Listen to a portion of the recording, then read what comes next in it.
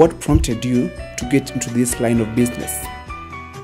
The business actually got off with my brother, who used to work with Wonder Feeds, Unga Millers by the way. And it is maybe because of his experience in dealing with cereals that we ended up in this business. I personally am a professional banker for the last 30 years. I only gave up banking last year to come in and join my brother in this business because we feel, yes, there are good prospects in it. Secondly, I could say Nakuru being the breadbasket of Kenya and where most of the cereals are grown. And also there's a huge dairy market and poultry. So I think it was the best bet. What challenges did you face as you started up? I think one of the biggest challenges we have faced is in the supply of raw materials and good raw materials. Because we are very, very much dependent on maize, on wheat. So if there isn't enough maize and wheat for human consumption, I don't think you've got for animals. Secondly, yes, we do use maize or wheat or cereals that have been rejected for human consumption, which are good for animals. But that's not that easy to come by.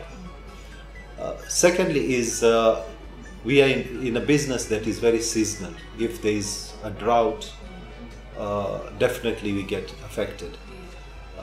And that's one of the things. We also depend a lot on imports from Uganda and Tanzania, especially on the maize and the cereals. And fish. Fish meal is one of our big ingredients for animal feeds.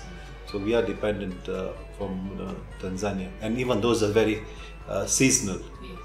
Of late, prices have been our biggest challenge because the cost of raw materials has really gone up. Cost of operations has gone up with the electricity, with fuel, and at the end of the day, what happens? We have to pass it on to the consumer, and that is becoming a very, very big challenge. And we feel bad that we have to, but we have no choice. So I think something has to be done by the government, of course, on how we can save the farmer. Because we can do the production, but if the farmer is not going to use our products, then the whole chain will collapse. What challenges face SMEs in general? I think finance is a big challenge. Today, if you look at what is happening, the interest rates are going up, they're skyrocketing, and where we felt at one time the rates had been really controlled well, they had come to about 15%, but now we are talking of 25 to 30. So where you make gains in trying to bring the cost of production down, it's increased in the financial part of it. Secondly is that without finance you cannot progress, because the farmers, the suppliers are looking for credit. So you're forced to give them on credit. The raw material sellers want money in cash. So finance is one of the big challenges that are affecting the SMEs.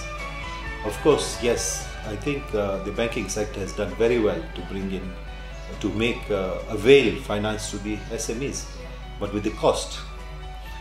I feel the central bank needs to come in, or the parliament, the constitution, or something has to be done, whereby the markup by banks are controlled. Because I feel if today the CBR, that is the central bank rate, is at about 16.5, they should be given a limit, a capping of maybe 4%, so that they should not be charging us more than 20.5. I think that as a start could help, because I think banks are looking at making, I mean today if you open the papers, it's only the banks that are making money, and in billions, and they keep on telling us they are partners, but in reality, is that really the case? So I feel that's where the government can help us, trying capping the financial rate. Is there anything the government can do to help SMEs? I think what the government could do is, first of all, in fact, we have been reading in the papers that they want to start applying VAT on animal feeds. I think that will be a wrong move, because that is now again increasing the cost. Okay. Secondly is on the government needs to really ensure that there is enough cereals that is available in the market, you know, especially through the National Cereals Board and so forth. Thirdly, probably they need to give millers like us some exemption on duty in import, because if you realize that the cereals that we require are for animal feeds, so I'm sure we could source this from outside, and if they could give us concession on imports, and that would go a long way. What are your future plans? We have a lot of confidence in this economy, and with Nakuru County, I think it's going to be one of the big counties in the country, and we feel there is the sector is very, very prospective. So we are planning to modernize our entire operations. Hopefully, as I said, inshallah, we have got a piece of land that we have already acquired, and we are looking at expanding. So maybe in the next 3 to 5 years, we should be having a fully automated milling plant. What advice would you give to current and aspiring SMEs? I think what I could give the word of advice to them is that ensure that what you do it in good quality. We have learned that quality pays, and that's where it matters. Secondly is, as much as possible, cut down on your overheads where possible, because that would really assist in the long run.